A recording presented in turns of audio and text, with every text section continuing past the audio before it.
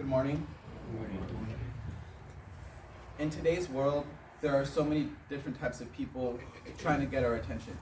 Whether it's social media posts with influencers trying to tell us what to wear, what to think, how to act, or friends and family that try to give us advice, or pressures of the world that are trying to force us to be something that we're not. There's a story about a man who goes to a village, and in this village, all the shepherds put all their sheep together in a pen.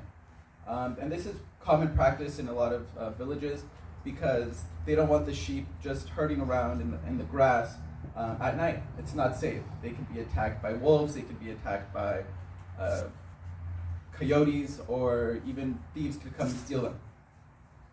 So the man goes to the village, and in the morning he sees so many different types of sheep that all the shepherds put in there.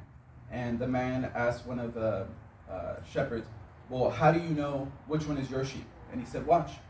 So he goes and he calls out. He makes a unique sound. And out of all the sheep, some of them start to raise their head and they go towards the exit.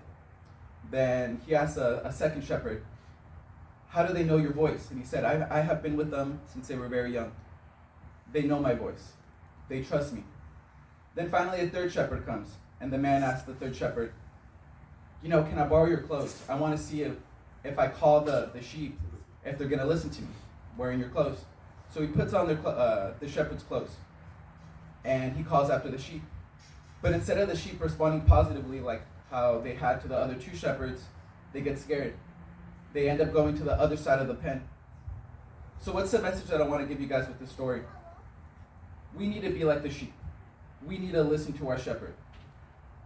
And it's not easy. You saw that the sheep, when there was a different person calling them, they got scared. And that's not to say that we should get scared by other people, telling us how to think, but we definitely shouldn't listen to them. I remember myself when I was in college, I had a hard time listening to the Lord all the time.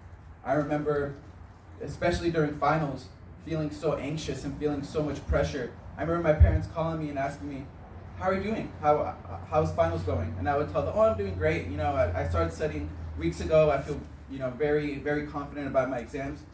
But in reality, I didn't. I was like every other student at that school, feeling scared, feeling fearful, worried. And not to say that if I would have listened to the Lord, I wouldn't have had to study. But maybe I would have gone in there with a lot more confidence, with a lot more peace. You still have to put in the work, but you have to let the Lord take care of the rest.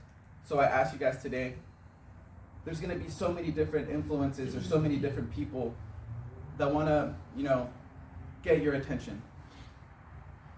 But the only person that could guarantee peace and life is the Lord, so we should listen to him. Thank you.